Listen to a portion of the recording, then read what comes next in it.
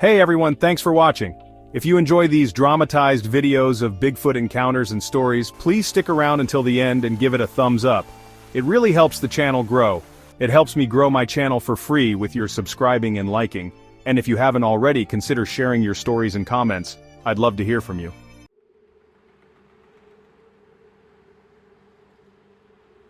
The gas station ambush, 1962, near Eugene, Oregon. I was 19 years old when it happened. I had just finished my shift at a small 24-hour gas station off a quiet stretch of highway outside Eugene, Oregon. It was just past midnight and I was the last to leave. My car was parked around the side of the building where it was pitch black. As I walked toward my car, I got this feeling, like someone was watching me. Then I heard footsteps that weren't mine. I turned and saw two men slinking toward me from behind the building. They weren't customers, and something about their low whispers and shifty movements told me they meant trouble. One of them called out, "Hey, sweetheart, need some help?" Before I could even react, I heard something much bigger moving in the trees behind the station. Then came a deep, rumbling growl, so low I could feel it in my chest. That's when I saw it. Standing just beyond the floodlight's reach was a massive, hairy figure at least 8 feet tall. It was hunched slightly, its glowing amber eyes locked on the two men. One of them turned and swore under his breath. "What the hell is that?" The creature took a single heavy step forward. That was enough. The men bolted, sprinting to their beat-up truck and peeling out of the lot so fast they kicked up a cloud of gravel. I stood there frozen, staring at the giant thing in the shadows. It watched me for a moment before turning back into the woods. I never told my boss the full story, just that two guys tried to jump me. But I knew the truth. Something else had been there, and it had been watching over me.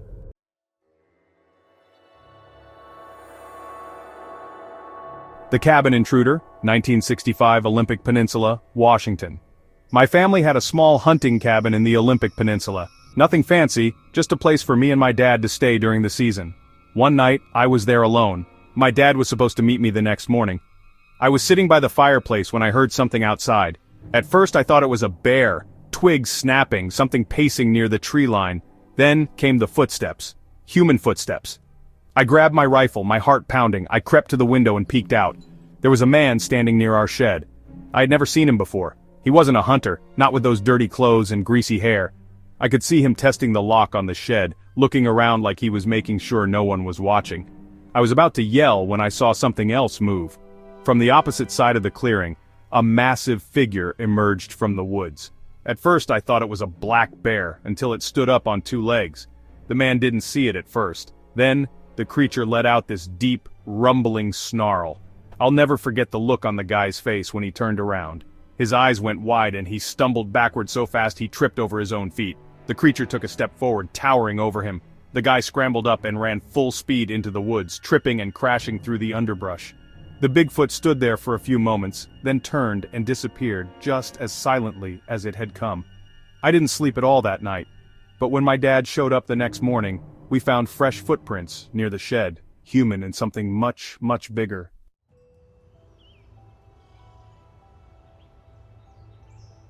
The Girl in the Woods, 1967, near Mount Rainier, Washington.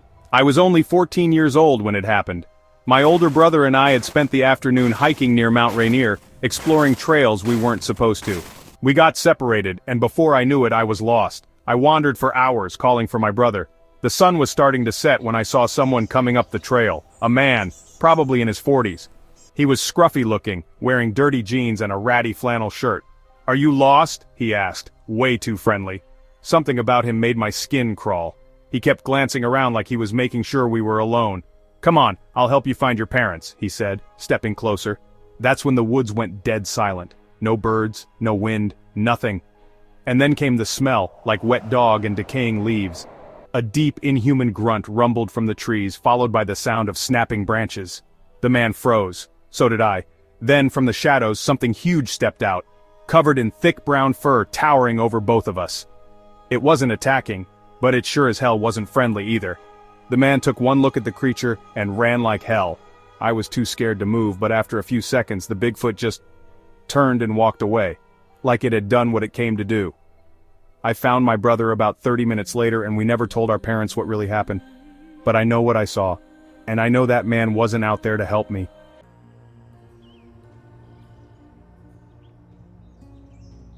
The Hitchhiker, 1969, near Portland, Oregon. I was driving home from work one night in '69 when I saw her, a young woman, maybe in her 20s, walking alone on the side of the highway. It was late, and something about the way she kept glancing over her shoulder told me she was scared. I pulled over and rolled down my window. "Need a ride?" She hesitated, then quickly nodded and got in. As we drove, she told me what happened. Some guy had been following her for miles, trailing her in an old pickup. He even pulled over once, watching her from the side of the road. Then, she said, something huge stepped out of the trees behind her. "It was massive," she whispered. "Hairy, walking on two legs. The guy in the pickup must have seen it too because he peeled out of there so fast he nearly crashed." She didn't know what it was, but I had lived in Oregon long enough to know Bigfoot is real.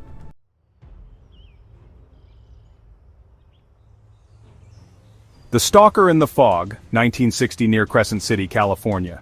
I was a school teacher in Crescent City, and back then I lived alone in a small cabin just outside town. Every morning, I walked a mile through the woods to catch the bus to work. One foggy morning, I got the distinct feeling I was being followed. At first I thought it was an animal, but when I stopped, the footsteps stopped too. My heart pounded as I picked up the pace. When I glanced over my shoulder, I saw a shadowy figure creeping along the trail behind me. I was about to break into a sprint when the entire forest went silent. Then, something huge crashed through the underbrush ahead of me. A massive figure stepped onto the path, 8 feet tall, broad-shouldered, covered in dark fur. It turned toward me for a brief moment, then locked eyes with the man behind me. The stalker gasped, then he turned and bolted into the trees. The creature watched for a few seconds before stepping off the path and disappearing back into the forest. I never saw the stalker again, and to this day, I wonder what would have happened if Bigfoot hadn't been there.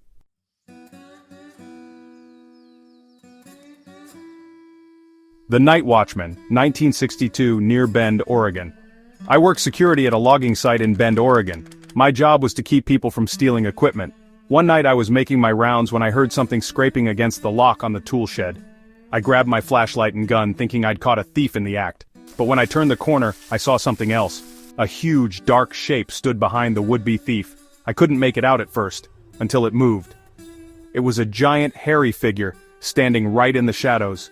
It let out a low, guttural growl. The thief spun around, his crowbar clattering to the ground. His face went pale. Then, the thing stepped forward just enough for the moonlight to catch its face. The guy let out a choked scream and ran full speed into the woods, screaming like a madman. The Bigfoot stood there for a moment, then turned and disappeared just as quietly as it had come. I never told my boss what I saw, but no one ever tried to break in again.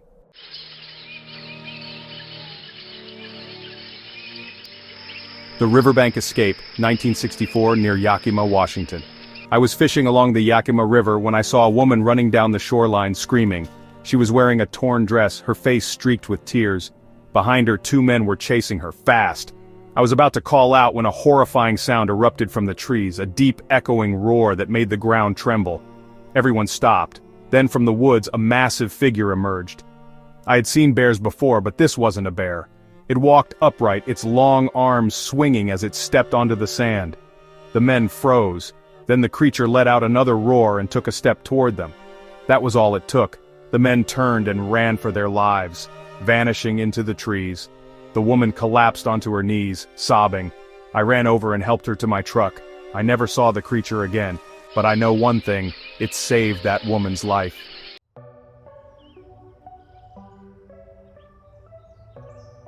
The Hitchhiker's Warning, 1966, near Spokane, Washington.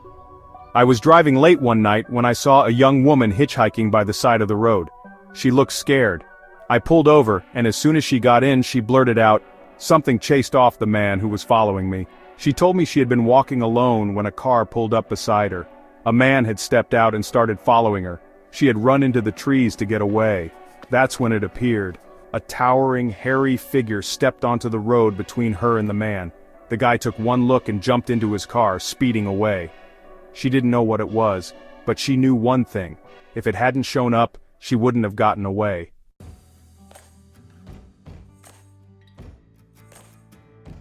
The Farmhouse Protector, 1967, near Boise, Idaho.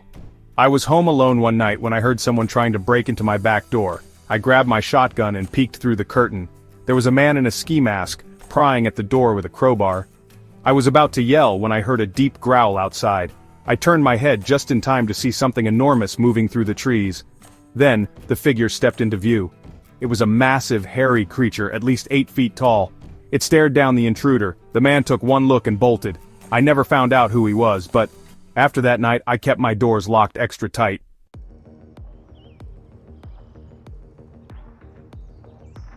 The Highway Confrontation, 1968, near Portland, Oregon.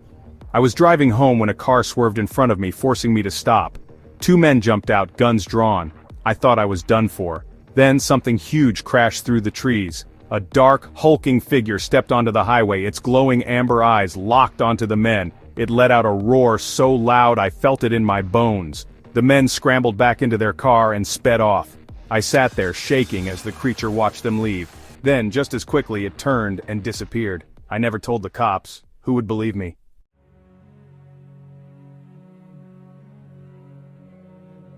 The Lake Incident, 1969, near Lake Tahoe, California. I was camping alone near Lake Tahoe when I woke up to the sound of footsteps outside my tent.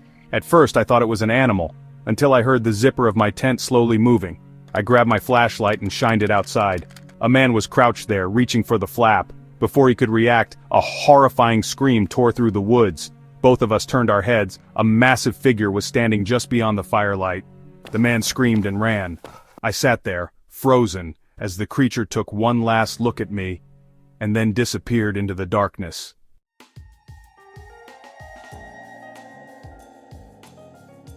The Silent Guardian, 1969, Mount Hood, Oregon. I was lost in the Mount Hood National Forest after my car broke down. I had been walking for hours, trying to find the road when I heard voices behind me. I turned to see 2 men following me. They smiled, but something in their eyes was wrong. Then from the trees, I heard a low, rumbling growl. One of them muttered, "We need to go." Before I could ask why, they were gone. I didn't see what had scared them away, but I knew I wasn't alone.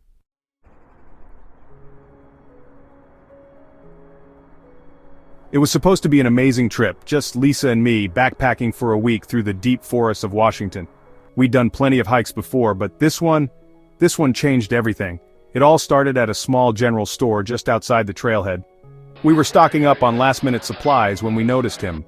A thin, wiry man, maybe in his 50s, with greasy hair and a ratty flannel shirt that looked like it hadn't been washed in weeks. But it wasn't his appearance that made my stomach drop, it was the way he watched us. He didn't look at the store clerk, didn't glance at anything on the shelves, just at us. Lisa nudged me as we paid. "That guy is creeping me out," she whispered. I glanced at him one last time as we left. He was still staring.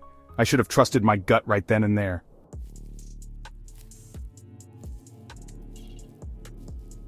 At first we thought maybe he was just a weird local, but a couple of miles into the hike I froze. "Tom," I whispered, "is that him?" Sure enough, between the trees, half hidden in the distance, stood the same man. He wasn't walking. He wasn't pretending to be hiking. He was just standing there, watching. A deep chill ran down my spine. I grabbed Tom's hand. "Let's keep moving." We picked up the pace, trying to shake the feeling that we were being followed. But the feeling never went away. That night, when we set up camp, we kept a small fire burning, just to feel a little safer. But I couldn't shake the creeping sense of dread. Then we heard it. Twigs, snapping. I froze. "Tom!" The sound was coming from just beyond the firelight.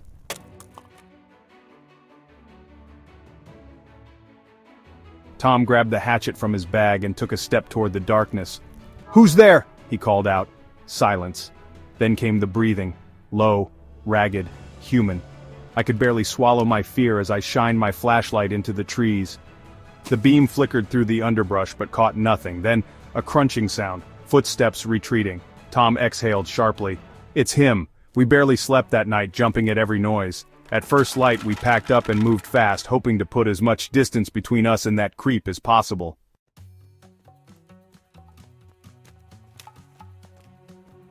Tom's account the second day. We hiked for hours, pushing ourselves hard, but we still felt watched. Lisa finally turned to me. "Tom, he's still back there." I clenched my fists. This was no coincidence. He wasn't lost, he was hunting us. By late afternoon we found a small clearing and made camp again, but something felt different. The woods were too quiet, not a single bird chirped.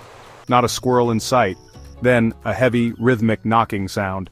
Knock, knock, knock. Lisa's eyes widened. What the hell is that? The sound came again from a different direction. Knock, knock, knock. Then a deep guttural whooping noise. Low, almost human, but not quite. The hairs on my arm stood up. That's not a person. Lisa clutched my arm. The knocking kept going, coming from multiple directions. And then, as suddenly as it started, it stopped. The forest went back to silence. And the creepy man, gone.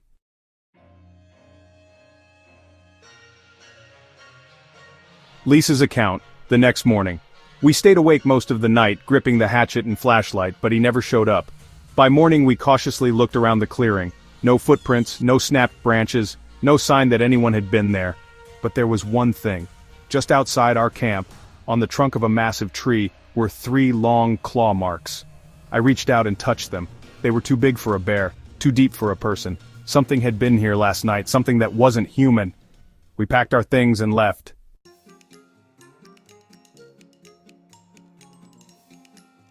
Tom's final thoughts. When we got back home, I started researching. That's when I learned about Bigfoot wood knocking. Hikers had reported it before, loud, deliberate knocks on trees, used as warnings. I knew deep in my gut, the creatures had been trying to scare us away. Or maybe, they were scaring something else away. If you enjoyed these stories, please like and subscribe. Thanks for watching.